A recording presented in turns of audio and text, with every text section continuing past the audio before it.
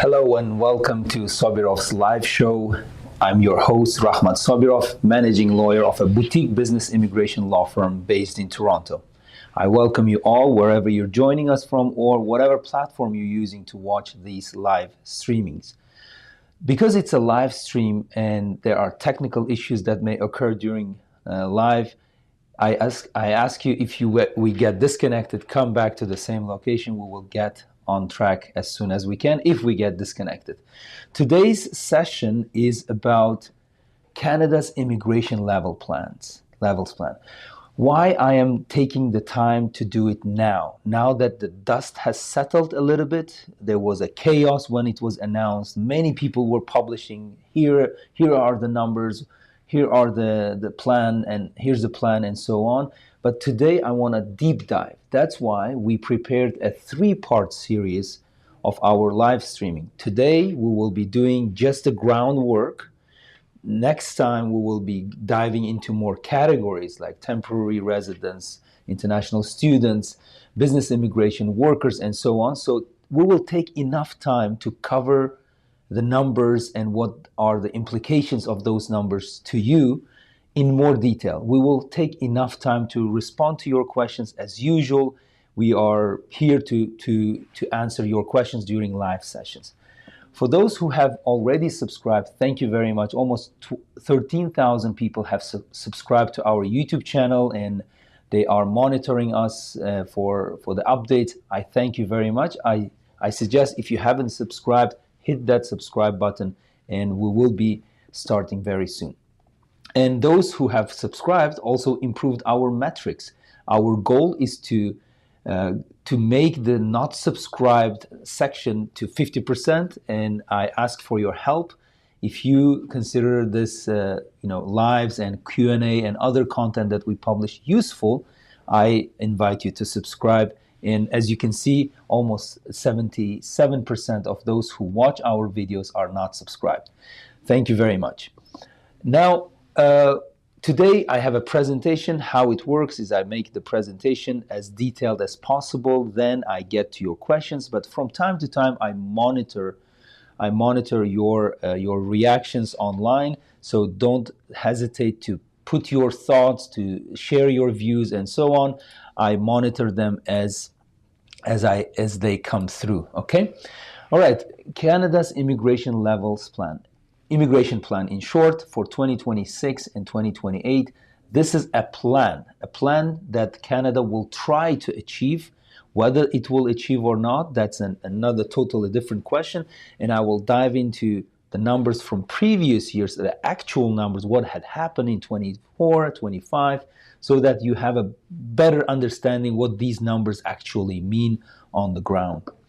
So today is my honest, unbiased assessment because Canada is changing and I'm here to give you an honest assessment. It's not about me generating clients for business immigration and I will be very honest, there are certain challenges and you will be surprised how honest I will be in my assessment. So in short, Canada is no longer aggressively recruiting from abroad. That's the key message I want to leave with you today. The government has fundamentally restructured its immigration system from grow the temporary resident population and then transition them to the PR model to manage existing temporary residents and control new arrivals. So it has been developing for several years a 2-tier immigration process. Temporary residents, nurture them, keep them, ferment them in a way, and then make PR out of that pool of candidates. So bottom line is accessibility has declined sharply across all 3 applicant categories. Permanent residency is increasingly reserved to those already in Canada with work experiences. New arrivals from abroad now face longer timelines, 2 to 5 years, depending on your immigration pathway. And higher competition is there and uncertain outcomes are there too because we are in that shifting mode, in a pivoting era of immigration. We are restructuring basically the immigration system in a way. The startup visa program has been discussed extensively by by the media, by immigration practitioners in Canada, is in managed decline, in a crisis mode, to be honest. If you're outside of Canada or planning to immigrate through business pathways, realistic expectations are essential. Time to strategize more. And I will be here again, real numbers. Calibration is the key word. Immigration is being recalibrated in a way for 26 and 28. Real numbers and what they mean for applicants, that's the topic we will be delving into today. So comprehensive analysis for the next 3 parts. This is part 1, and then there will be 2 more parts of our presentation in the future. The comprehensive analysis of Canada's revised immigration targets as we understand in practice as immigration lawyers. Current data as of November 2025, that's a very telling number, telling data, so that you can make your own conclusions. Impact on 3 categories we will be focusing on. Today is a groundwork, so next time we will be focusing on temporary residents, visitors, including tourists, workers, entrepreneurs, students, and so on. It will be data-driven, honest, and assessment of declining accessibility for those who are outside of Canada. My assessment, as I said at the beginning, is an honest assessment, and I may even suggest at the end, in my conclusion, to look at other countries for immigrating for now, because you need to strategize. I talked to several immigration practitioners from other countries, for example, US, United Kingdom, European countries, and so on. So they have a lot of clients who already got their residence in those countries, but they are still considering Canada as an ultimate destination. So now, technical points in my presentation today. We will take enough time to cover everything, so enough time to cover your questions one by one, so don't hesitate to send me your questions. Now, the technical part, these immigration levels, the plan was suggested in the budget, which is now, as of today, is approved. Before, it was still theoretically could be not approved, but now Canadian Liberal Party has pushed the budget and the plan, immigration plan, and so it is approved now. Legally speaking, it's set in motion. There's no ambiguity there. This presentation is heavy in text because I want to give you the full picture, the heavy in data, heavy in numbers, so please be patient on that side. That's why we divided it into 3 parts. Today is part 1, and we will stay in the comments section of whatever you're joining us from, whichever platform you're using. In the comments section, we will be there for 1 hour after this live. And if you have questions, just type it there, even if you couldn't join the live streaming, okay? All right. Now, executive summary, the real bottom line. If you don't have time to watch this video, this is the bottom line that I want to share today. Temporary resident pathways are significantly more restrictive now. Visitor visas, we are obtaining visitor visas. Today we got approved, but we got an approval for 6 visitor visas for business owners who want to come and explore Canada.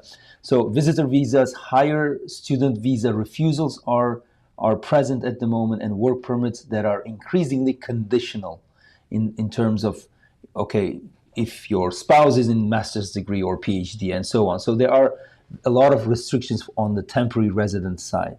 Permanent residency now heavily favors in Canada applicants, no doubt. There are 3 million temporary residents in Canada at the moment. We will look into the numbers very shortly. Over 40% of PR admissions from existing temporary residents, giving applicants from with Canadian work experience an advantage of 4 times, 5 times advantage over those who are doing direct PR applications from outside of Canada. And shift from federal to provincial employer-driven selection. Now, PNP targets are rising. It's been shocking to us too, because it was around 50,000. Now it's set at 91.5 thousand annually, making the PNPs and employers, the PNP programs and the employers within those provinces as the primary gatekeepers for PR. So if the province likes you, if an employer likes you, then you can easily transition to come to Canada. The startup visa, the SUV, is functionally closed. Why it's closed? Targets have been cut by 80%, so 1,000 annually for 26-27. It used to be 5,000 under federal business category, which includes startup visa and the self-employed category. There is 43,800 people waiting in the startup visa lineup. The people, not the applicants, okay? Not applications. So 43,000 roughly translates to around 10,000 if you consider there are 4 founders per startup. So 43,000 is a significant number in the backlog. And the refusal rates from designated organizations are as high as 73%. 73% for certain designated organizations on the startup. That's insane. That is insane. But that's why I concluded that startup visa is functionally closed. It's not legally closed, but it's very tough. The policy represents a fundamental reordering, restructuring, recalibration, whatever you call it, renovation. You can call it even renovation. The focus has shifted from attract global talent to manage domestic labor supply through controlled transitions. That's the shift. This is a structural change, not a temporary correction, and the government is committed through 2028 and likely beyond 2028. So the parties, both liberal and conservatives and other representatives, have agreed that we will do things differently, and we will discuss how differently that will be in a moment. Now, what am I using as data to support my observations? This is the data. In 2025, there were 673,000 temporary residents arrived in 2025. Now it has been decreased to 385,000. That's a almost 43% decrease in my view. That's a reduction. So new arrivals for temporary resident category will be limited. Federal business category, as I said, which includes startup visa and the self-employed category, used to be 5,000 as a target in 2024. Now it's 1,000 per year for 26 and 27. So that's an 80% cut. So the federal business category will be intensely competitive going forward. Now, startup visa, the backlog, 43,800 people in the backlog at the moment. If you assume that there are 4 founders per startup, that will equate to almost 11,000 applications. And now, if you spread it for 10,000 per year, then it makes like a 10-year waiting time for permanent residents. You can understand why it's 10 years at the moment. 73% refusal rate for non-priority designated incubators or designated organizations. That's if you go to startup visa, if you really committed to that pathway, then you have to go with priority processing, not non-priority. 7.2% of temporary residents within Canada's population, they represent 7.2%. In mid-2025, that's the statistics, versus 5% government target by 2027. That's a decrease of 2.2%. That's roughly 900,000 temporary residents fewer than that, okay? International students declined by 60% year over year, as you can see, Q1 of 25 versus Q1 of 2024. Now, current snapshot. We are in November. What's going on? What data we can extract from what we have? Yesterday, I checked Canada's population. It's almost 42 million people. Recently, we celebrated 41 million. Now it's at 41,733,392 people, and it's rising. So you can go and check online. I checked it yesterday, November 18. It's almost very close to 42 million. I would say safely there are 42 million people in Canada. Temporary residents of them is 3 million. So 3 million in quarter 3, 2025. I would safely say it's 4 million rather than 3 million, but that's okay. I'm referring to the official data. Temporary residents as percentages of population is 7.2%. Government wants to decrease by 5% by 2027. That's a decrease of almost 900,000 people, okay? Permanent resident admissions in 2025 were the following. We only have data for first quarter of 25. It's 207,000 people were awarded permanent residency. They were mostly inside, but that's the statistics. Projected full year will be around 415,000. That's a slightly above the set target. Now, you can see the government sets a target number, but it overshoots it every year, okay? They set the target of 395,000 for 2025, but as you can see, the actual numbers are much higher than that. Top source countries are India, Philippines, Pakistan, Cameroon, Nigeria, and Ukraine. And by the way, using this opportunity, tell us where you are joining us from, which country you are based, and let's see if your country is in top list of immigrant source countries. Now, temporary resident arrivals. Study permits in Q1 were almost 150,000. That's down from 2024, almost 40% down. International mobility work permits in Q1 25 was around 303,000, down 26%. Temporary foreign worker permits in Q1 of 25 were 105,000, relatively stable. So for those who are asking questions about temporary foreign workers, it's for 2025, it's been relatively stable, okay? It hasn't dramatically dropped. So people are saying, oh, we don't need temporary foreign workers. Sorry, Canada's small and medium business needs temporary foreign workers. You cannot change it in one day.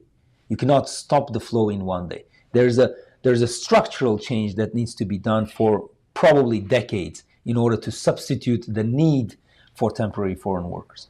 That's my personal opinion, but as you can see, the reality on the ground is that temporary foreign workers have been more or less stable in terms of numbers. Study permit decline accelerating. It's now 60% drop from 24 if you compare full year to 25.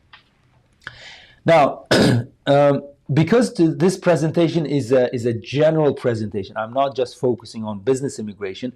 I will give you a snapshot of other industries too, because they affect business immigration, okay? International education impact. Canadian universities are warning that 1.7 billion in revenue loss will be in Ontario colleges alone over the next 2 years. I'm not counting BC colleges, Nova Scotia colleges, or other provinces, Alberta colleges. In Ontario alone, there will be a loss of almost very close to $2 billion. Study permit refusal rates are approaching 80% for some South Asian regions. Unfortunately, that's insane. Postgraduate work permit eligibility restrictions are kicking in because not all graduates are eligible for postgraduate work permit, 3-year work permit, unless they are in designated occupations, so double check that. Startup crisis, I highlighted again and again because business immigration has been dominated by startup visa, one program out of many other programs in business immigration. As you can see, current backlog is significant. Asylum and protection. Asylum claims are down 1/3 year over year, but there's a hope now with a new plan that there will be a protected persons initiative that is about 115,000 people transitioning from PR, if you are a protected person, over the next 2 years. So you divide that 115,000 into 2. Each year there will be some people from protected status transitioning to permanent status. What Canada will admit in 2026 overview. Now let's dive more into what Canada is planning to do and whether it will be in fact, but I don't know. Even numbers are a bit hidden in a sense. I will explain why. Permanent resident targets. Now, Canada is saying that in 26, 27, 28, there will be annually approximately 380,000 people annually coming into Canada. 2025 targets were about 395,000. That's very similar in a way, just 15,000 short. The claim by government is that stable levels will be achieved, but in reality, one-time initiative for 115,000 plus 33,000 temporary people, temporary workers, transitioning to PR in the next 2 years. So you calculate that, you add it to 380,000, and you come up with this number. If one-time initiatives are included, then it will be around 454,000 people annually in 2026 and 2027. So the numbers that are officially thrown at you are not the real numbers. You need to dig into more detail and understand, okay, this is the reality, unfortunately. The government policy says, okay, we have this policy, but there are certain exceptions to that policy. So you need to look at the exceptions and then come up with a realistic number. My estimate, and many of my colleagues in the industry agree, that the real numbers of permanent residents in Canada in 2026 and 2027 will be around 454,000 people getting PR, permanent residents. Now, permanent residence categories breakdown is the following. One, dominant economic immigration. Economic category is dominant. Almost 64% will be economic immigrants. Second, family class immigrants, 22%. Refugees and protected persons are about 13%. And humanitarian and compassionate grounds and other grounds, 1.2%. So as you can see, the breakdown is as on the screen. Economic immigration itself, now breaking down from that category, provincial nominee programs are dominant. So this is where you will be attacking, right? This is your angle of attack, provincial nominee program, whether personal immigration, individual immigration, or business immigration. That's where we have focused already 3 years ago. We didn't focus on startup visa. We didn't focus on federal business immigration. We focused on PNPs for entrepreneurs. So our predictions were right. So provincial nominee programs, 91,500. That is up from 55,000 in 2025. So that's a significant area or space where you can focus on. Federal high skilled programs portion remaining the same, almost 150,000. That's the same. Federal business stream is going down, unfortunately. The startup visas, the self-employed category on the federal. So please distinguish federal from provincial. So while provincial is increasing, federal is decreasing. It was around 2,000 in 2025. Now it's 1,000 per year for 26 and 27. So this is the data we need to work on.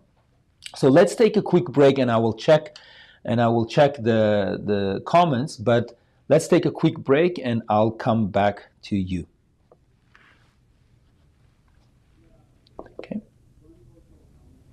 1 second. The break is not working. Okay. I think the technical issues, as you know. So let me. No, it's not working, but that's okay. So how you can send your questions is... To stay updated on all things related to Canadian business immigration, check us out on social media. Follow us on Instagram. Managing your business and looking for a convenient way to stay informed about expanding your business to Canada? Look no further. Okay, this is how you send your questions, and I will bring them to the screen. Okay, so that's my technical issue at the moment, but I can see people are joining from Bangladesh, and I can see they are from Bangladesh. Abu Nawaz, thank you very much for joining. Yep, keep your questions coming. We are almost done with my presentation. This is the groundwork. As I mentioned, it's about what's going on and what's the plan, and the next part will be category by category, what will be the implications to you for your immigration. Okay, this is what Canada's plan at the moment. Now, Let's see. Temporary resident arrival targets and actual were in 2025, there were around very close to 700,000 people arriving to Canada on a temporary resident status. That includes workers and students and visitors. So in 2026, there will be 385,000. That's a decline of 42%, 42.8%. And 27 will be 370. Now, this is the first time that Canada is setting targets for temporary residents. Now, I want to share something with you on the screen. 1 second. So, let me share the screen right now. Okay. As you can see, the temporary resident admissions for 26 and 28 are set here at 385,000 and 370 and then 370 right there. Now, the interesting thing is temporary resident admissions also include tourists, right? Visitors, but it doesn't specify in the category wise. So they specify the workers, they specify the students, but they don't talk much about tourists. Why? Because tourism brings money, and we will be hosting FIFA World Cup. One of the hosts of FIFA World Cup 2026 will be Canada. So they didn't talk much about the temporary resident visas, the tourist visa. So that's interesting fact for you to consider. Now, breakdown of temporary residence targets. So international students will be 305,000. That's a 50% reduction from 24. Temporary foreign workers, 82,000. International mobility programs, it's another program that brings workers to Canada, 128,000. Other temporary residents, visitors, unknown. The number is unknown. So we will welcome more visitors, I think, in 26. That is not reflected in these numbers. International student refusal contacts, that's a nominal intake cap is 305,000. Actual refusal rates are approaching 80% for some regions. Effective acceptance rate in higher refusal regions, 20% to 25% of applicants are accepted, unfortunately. Implications, far fewer than 305,000 will actually be admitted despite the cap. I think there is an aggressive way to decrease the number of international students. I don't know why. These are future Canadians.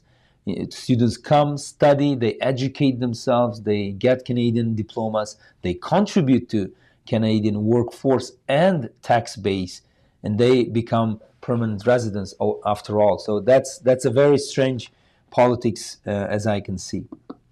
Now, business immigration targets for 26. I mentioned that there are two types of business immigration categories. One is federal, which is decreasing. Then provincial, PNP itself is increasing. So within PNP, there is a PNP entrepreneur category, which will also be increased as provinces will try to attract more entrepreneurs to their locations. Now, federal business stream for 25 was 2,000 place. 2,000 allocations were there. In 26, it will be 1,000. Historic target, highest target was 5,000, but actually in 2024, we went beyond 5,000, almost 5,600, excuse me. Change is 80% federally. That's the business category on the federal level. But in 2026, as you can see, the Francophone admission priority will be there.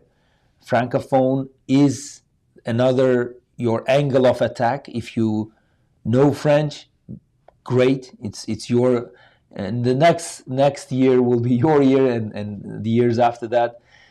Now government is trying to increase Francophone migration. So from 9% of total migration to 9.5 and then 10.5 by 2028. So your chance for the next 3 years lies through learning French, the beautiful language of French. So the objective is to the vitality of French-speaking communities outside of Quebec should be encouraged. So that's the target by the government. Now, this whole thing, the great pivot, great recalibration, why it is happening. You know why, and let me go through history why this has been brewing in Canada. In 2019-2024 model, the growth era, the pandemic and all this growth era, temporary residents grew by 433,000 in 19 to 1.2 million in 2023. In just 4 years, there's a threefold, I think, increase in temporary residents. That was how I would say shocking, the increase. The philosophy then in that era, the growth era, was temporary residence equals economically valuable labor market relief. They have pathway to PR and so on. Federal immigration programs prioritize human capital, education, language, and skills, and so on. There was direct immigration from abroad was both competitive but yet achievable. At the moment, if I were to immigrate now with my English, with my diplomas from outside of Canada, I think I would not be a great candidate, to be honest. Study plus work permit plus PR was an accessible three-step pathway in that era. Housing costs were rising, but not at a critical political issue yet. They were rising not partially because immigration it was increasing, but mainly because the housing supply has never been catching up with the demand, right? Canada was not building enough for the last 30 years, but that's a totally different debate. So, key historical context. Post-pandemic recovery in 2020 to 2023, driven partly by immigration.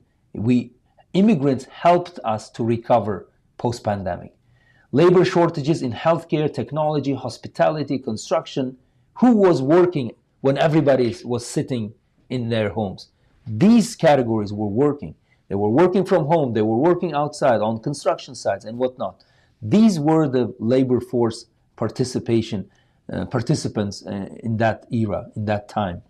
Universities and colleges expanded international student recruitment aggressively. Online education. You don't have to be in campus, and so on. So that was the time. Temporary foreign worker program liberally used by employers. Employers were looking for workers who could go outside and work. Immigrants were there, nurses, frontline workers, construction workers, kitchen workers, everybody was working at that time. Remember, it's easy to forget, but that was the reality. Public sentiment generally supportive at that time. 60% plus was favoring immigration in 2019, 2021. So that was the context. Now, in 2024, something happened in 2024. I don't know what happened. Please share your thoughts. It's a turning point. Temporary resident population reached 6.5% of Canada's total population. Now it's around 7.2%. Housing affordability crisis intensified, especially in big cities, not necessarily in small rural communities. Median home price rose 40% since 2019. Rental vacancies fell to near zero. There was, in major cities, everybody was, they were packed. Rental units were packed.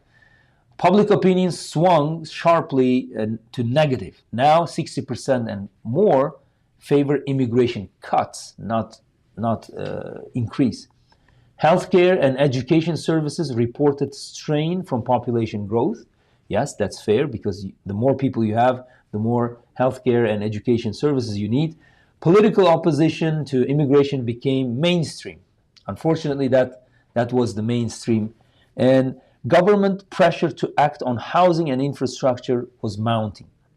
Now, drivers of policy reversal. What were the drivers that government suddenly changed its own words? Basically, they promised, they were attracting. I remember Prime Minister Justin Trudeau saying that, come to Canada, you don't have to go back, stay here. That was the message, right? And now, suddenly, the message is changing. I don't know. Okay, drivers were housing crisis number one, but the housing crisis, as I said, was directly attributed by public to rapid immigration. Now they're saying immigration is to blame. No, look at housing builds that Canada was not doing for the last decade, 3 decades at least. So blame shifted from zoning, supply to immigration levels. It's super slow to get a zoning permit. It's super slow to get a building permit, and so on and so forth. But unfair. I think to put the total blame to immigration is totally unfair. Don't look at me as an immigrant or as an immigration lawyer. I am telling you as a Canadian that we should not put total blame on immigration. Let's be responsible and understand what contributed more than immigration. So infrastructure strain, healthcare, transit, education services, unable to keep pace with population growth. As I said, currently population is at 41.7 million in Canada. Political viability, anti-immigrant sentiments rose sharply in 2023, 2025. Government needed to respond to public mood. You have to calm down the pressure. You have to at least seemingly do something, okay? And be proud of, oh, we decreased immigration, we did that. Previously, we were saying, oh, we are proud that immigrants are coming. Now we are proud saying immigrants are going away from Canada. That's total change. Wage stagnation, that's brought up by many public stakeholders. Despite high temporary worker population, real wage stagnated, narrative shifted to immigration depresses wages. Again, arguable. Immigrants are coming and doing those jobs, highly skilled jobs or low skilled jobs, but it's a highly debatable topic. Urban overcrowding, major cities, Toronto, Vancouver, Montreal, experience overcrowding. Yes, that's where the jobs are. Then create jobs in rural communities, everybody will go there.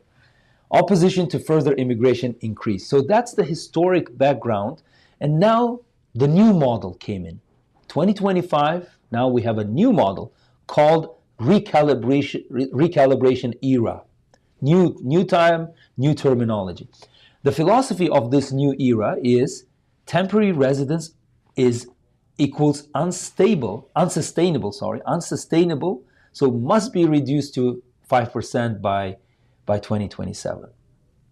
I can argue with that because you are getting permanent residence out of temporary residence. So it's better to have someone who has already experienced Canada and then transition them to PR. If you don't have the pipeline, the constant supply of temporary residence, enough supply of temporary residence, how can you then get the best of the best from that pool of candidates? Policy has shifted, transition existing temporary residents to PR rather than recruiting the ones from abroad. I have mentioned this new policy several years ago that it's become literally a two-step process. Come to Canada on a temporary status and then explore PR options, okay? That was very felt several years ago in the immigration practice. Provincial nominee programs elevated as primary economic immigration pathways. That's spreading the benefits of immigration. Now, Canadian government has been struggling for many years on how we can spread the benefits of immigration to other communities other than major cities like Toronto, Vancouver, Montreal, Calgary, and so on. Now, by doing it through provincial nominee programs, legally you cannot force people to live somewhere in Canada specific, but through provincial nominee programs you can tell, hey provinces, you select who you need in your province. So now that is the major driver of economic immigration pathway. Employer and regional needs are prioritized over global talent recruitment. Now, regional needs in the rural Canada and other provinces will be the driver of selecting the immigrants. Employers who are ready to make a job offer in those communities will be the main gatekeepers of immigration. I think that's where we're going, and I think that's I would say smart, at least smart way of by Canadian government to spread the benefits of immigration across Canada, not only on major cities. Now, direct immigration from abroad, now secondary pathway. Temporary or PNP is a first pathway, okay? Now, that's where the philosophy is going, where the approach will be seen in 26, 28, and beyond. Housing crisis addressed through immigration reduction, not housing supply expansion. Yes, we are talking about we will build affordable housing, we will do this and that. Who will build that? Robots? 3D printers? Maybe mobile homes? Maybe prefabricated? Yeah, prefabricated, but you need to prefabricate that part of the house with the help of a worker. So that's again a debate that we can take another time. Now, policy reversal signaled the following. Mark Carney government in May 2025 maintained strict posture despite change in political leadership. They said, okay, we will be cutting immigration. That indicates that policy has cross-party support. The reduction is supported by all parties in Canada. Like they supported immigration several years ago, now they are supporting cuts this time. So which means it will persist beyond 2028. So you need to be ready. It's not a short-term planning, it's a long-term planning now. This is the rule of the game, which is constantly changing, unfortunately. Government commitment stated through 2028, but I will expect continuation beyond 2028. So this is the groundwork, what we did today. We will be having 3 parts. Next time we will be talking about part 2. Now, the implications on tourists, implications on students, implications on foreign workers, implications on businessmen and entrepreneurs coming to Canada.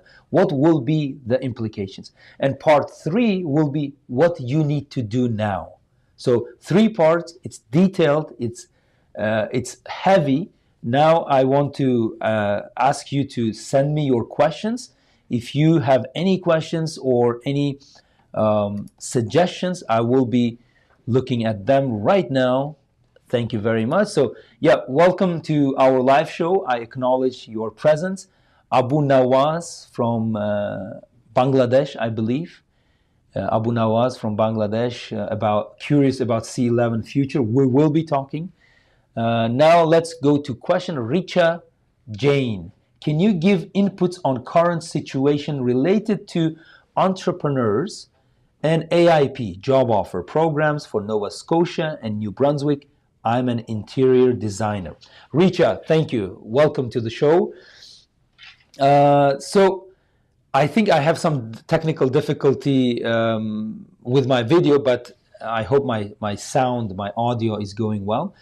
In terms of entrepreneurs, I think with the increase of PNP allocations to 91.5 thousand in the new plan, I expect entrepreneurship through PNP will be going very well. At the moment, we have seen intensification, faster reaction in BC, in Alberta. Nova Scotia and New Brunswick. New Brunswick is very good. We have a business featured on sale.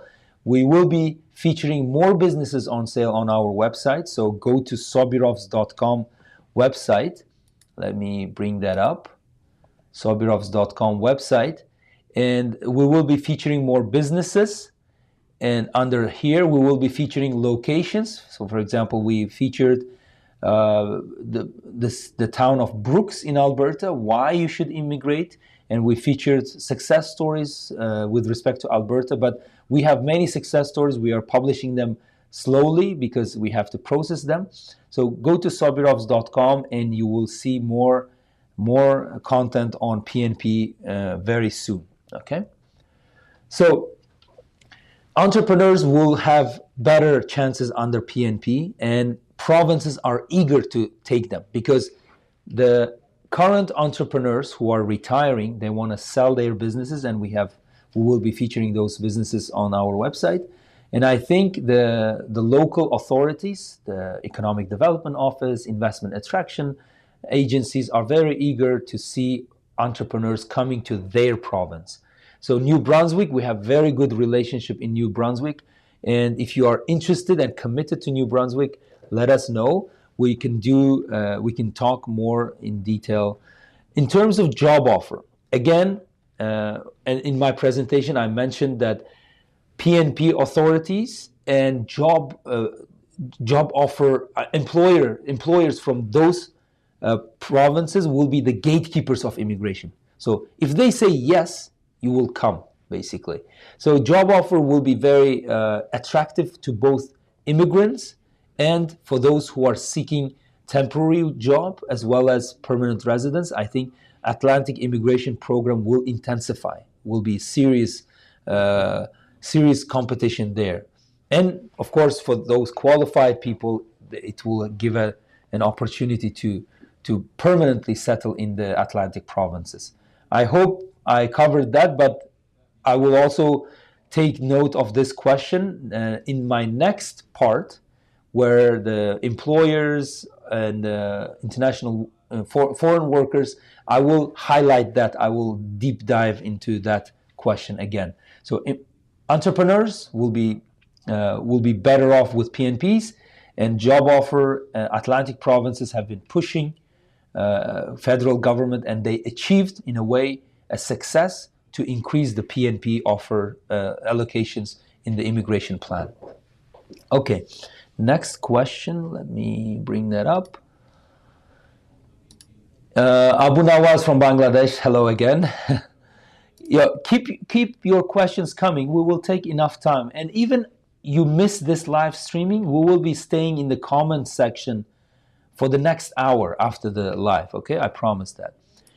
Can you give info for ICT program? Well, it's basically the part 2 of my presentation next week. But ICT program is one of the attractive pathways to come to Canada temporarily. Remember, now permanent residents are being selected from temporary residents. So you come to Canada through ICT work permit with your wife, with your spouse and children. You start living Canadian life, and it will be going forward. 40% of permanent residents will be selected from people already in Canada. That will give you an edge, 4 times, 5 times an edge over other applicants. I think it's a good program for the suitable candidates. And my next part of my presentation will focus on that program too. We'll discuss that. Les Hunter hello Les, welcome to the show. Is the French stream still a viable option for PR, especially for those with Canadian experience? Yes. As we mentioned in the presentation, the target is 9% of PRs will be French-speaking people, then it will be 9.5%, then 10%. So by 2027, substantial portion of permanent residents will be those who are speaking French, right? And it's a very viable option for you to consider. If you speak French, très bien. This is your era. I would call it French-speaking person's era, starting in 2026. Congratulations if you speak French. I should improve my French. I used to speak very well. Okay. Next, Salim Khan, you mentioned economic immigration is 64% with SUV effectively closed. Does this mean approval rates for IMP like C11 will increase? How will 64% be accommodated? Through which pathway? Well, Salim Khan, thank you for your question. I think you are a bit mixing the terminology. 64% of permanent residents will be economic migration. The C11 is specifically is a temporary migration. It's not a permanent migration, right? It's temporary. You come to Canada to do business, and then you have an exit plan to go to your home country and so on. So IMP process, I think overall, it stayed the same. The International Mobility Program and Foreign Worker Program, it stayed the same. But again, it will, depending on the location of the business, whether it's under LMIA refusal policy, now because if unemployment is more than 6% in that location, it's very hard to bring a foreign worker. So C11 I wouldn't say it will increase, but I would also say it will not decrease. C11 is not about permanent residence, which is 64% refers to. The SUV effectively closed. I think not many people will be getting PR through SUV. More people will be getting PR through PNP entrepreneur. Okay, that is the 64% is within, covers that that category. How will 64% be accommodated? Well, economic migration is federal skilled worker, right? Those ones, Canadian experience category, federal skilled trades, and all those economic immigrants and PNP entrepreneurs, PNP nominees, and so on. These will consist that 64%. I think from business immigration point of view, SUV is very tough unless you are very committed. I will be talking about that in my next presentation next week. If you're very committed on SUV, there are certain tactics you need to do, because SUV, one good side of SUV is that it gives you 3-year open work permit. Excuse me, 3-year open work permit, which allows you to work on your startup and somewhere else to make a living, right? If you work for somebody else as an employee, then you are ready to go through Canadian experience class, which is under that 64%. So there are many ways to skin the cat, right? As long as you are in Canada, that's an advantage already by itself. 4 times, 5 times advantage over those who are not in Canada at the moment. Okay, we are almost done. We will take enough time. Yeah, this is my assistant typing. We are almost done. Keep your questions coming. We'll answer all of them right after the presentation. Okay, good. We are trying to do our best. Dr. A32, thank you for all that you do. Is there a plan that the province of Manitoba planning to allocate its provincial business quota into a hybrid SUV for the province? That's a great question. Let me reserve that question and come back to you, because we haven't done many PNPs in Manitoba, specifically entrepreneur PNPs for Manitoba.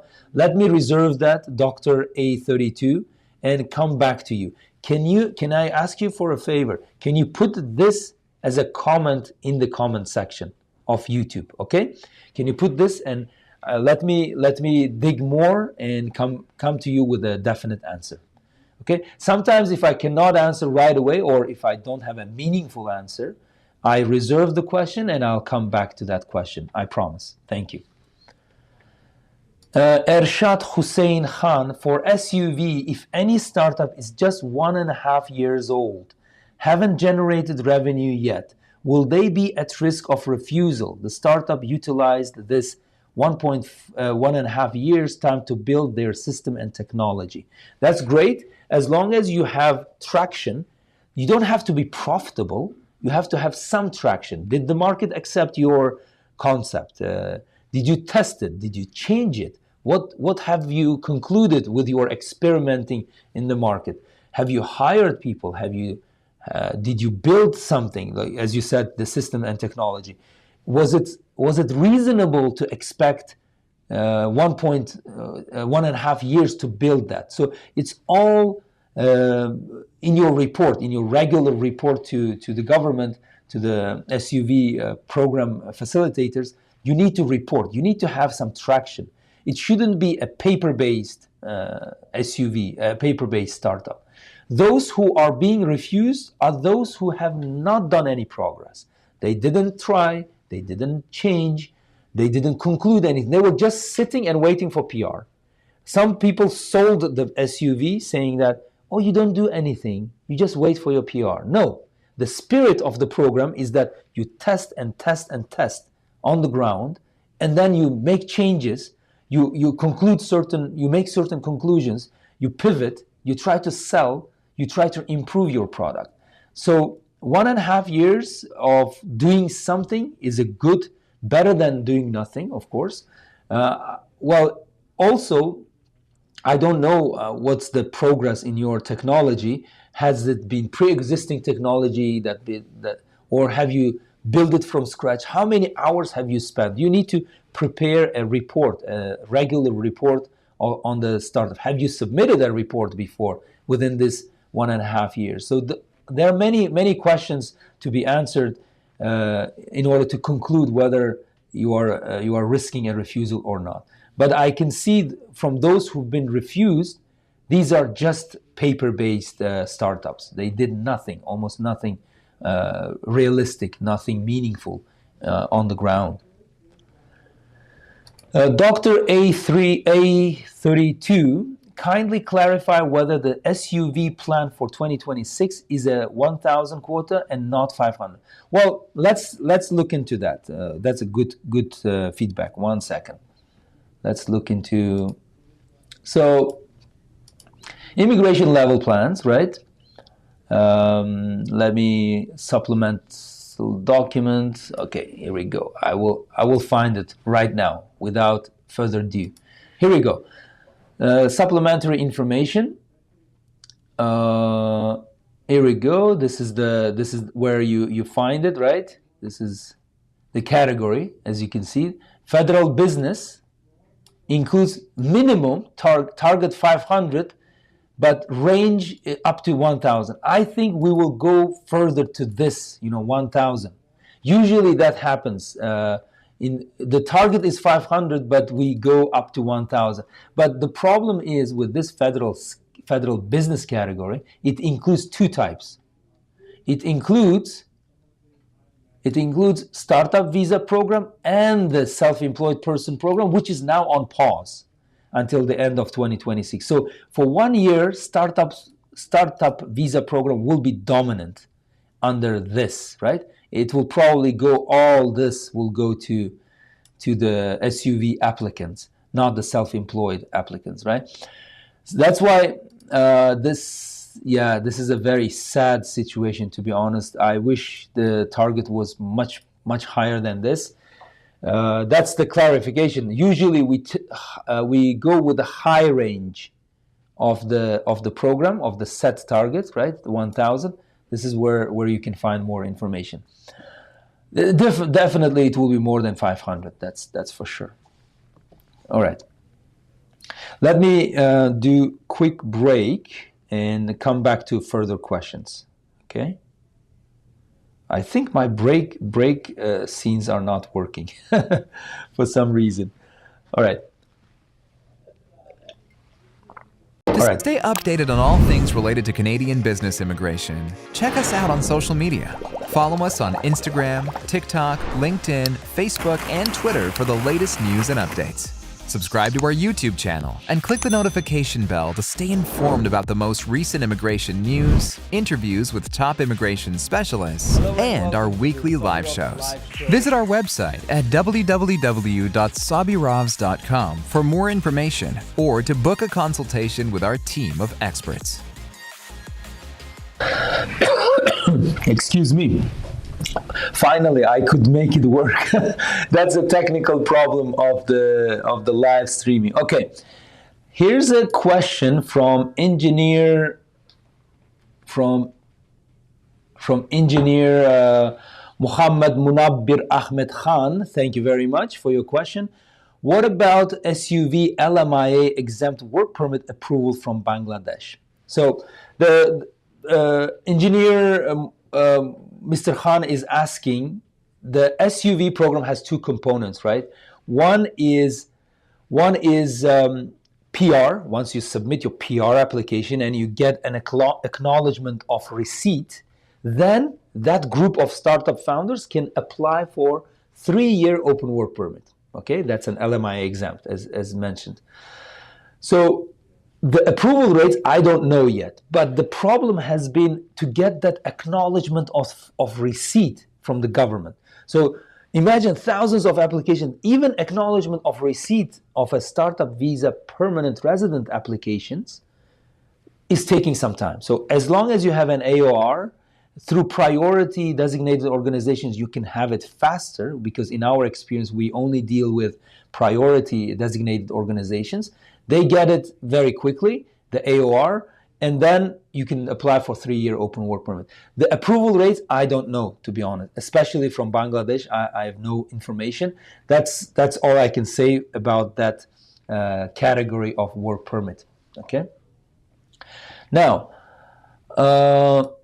Les Hunter, thank you. Thank you for your kind words. I hope it's organized, although it's very heavy presentation. I understand. I don't want to kill people with slides. It is very heavy in numbers and text. Here we go. Tanvir is asking the following question. Thank you, Tanvir. Can we have ongoing SUV application and apply to another PR pathway being inside Canada now, as the current SUV future is uncertain? Yes, nothing stops you from applying to other programs. The short answer is yes. There are certain programs, though, especially in the PNP side, they may restrict who is eligible. So you need to look into the eligibility of each program. In general, it's fine. For example, as I said, you are on SUV work permit, coming to Canada, working, getting Canadian experience. Then you can go under Canadian experience class, right? You have Canadian experience, you are qualified, and Canadian experience class has been very active lately, so something to consider. Okay.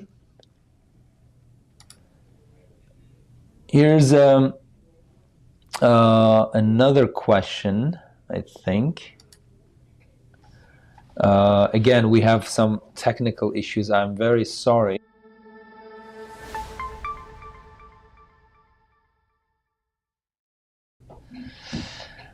All right. Next question. All right.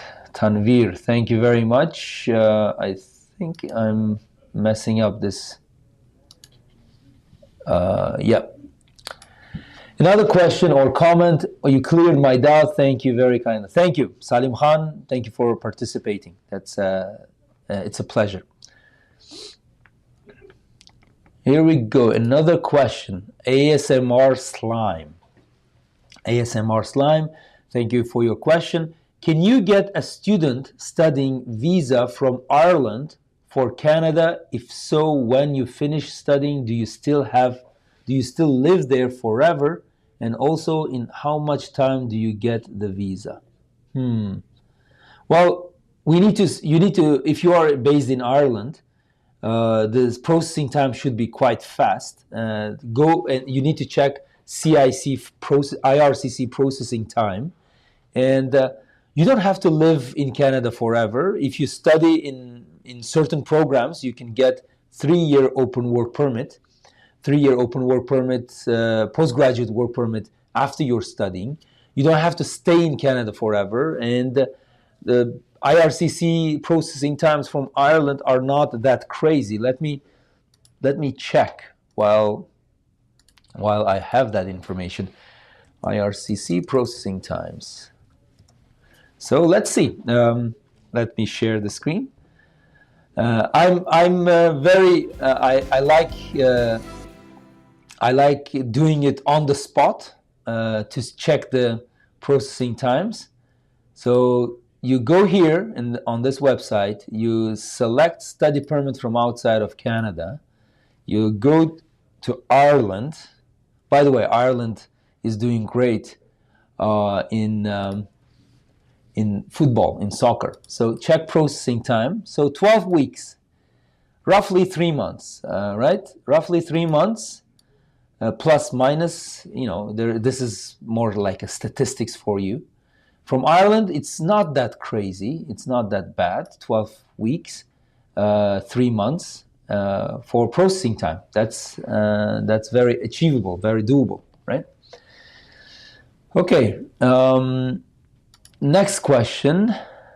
If you have any questions, don't hesitate. We are here to respond. The question from ASMR was, can you get a working visa? Well, if you successfully graduate from Canadian program that allows you to get work permit, yes, you can get a postgraduate work permit, depending on what you study. Remember, in my presentation, not all educational programs are now eligible for postgraduate work permit. You need to find masters and PhDs are exempt from that restriction. But if you're going undergraduate, you need to check whether if you study that program, can you then get postgraduate work permit after graduation. Okay, that's a very important point. I think we covered a lot of things today, right? Thank you for your participation. It's part 1 of our presentation. Next time we will have part 2 of our presentation. Please stay tuned.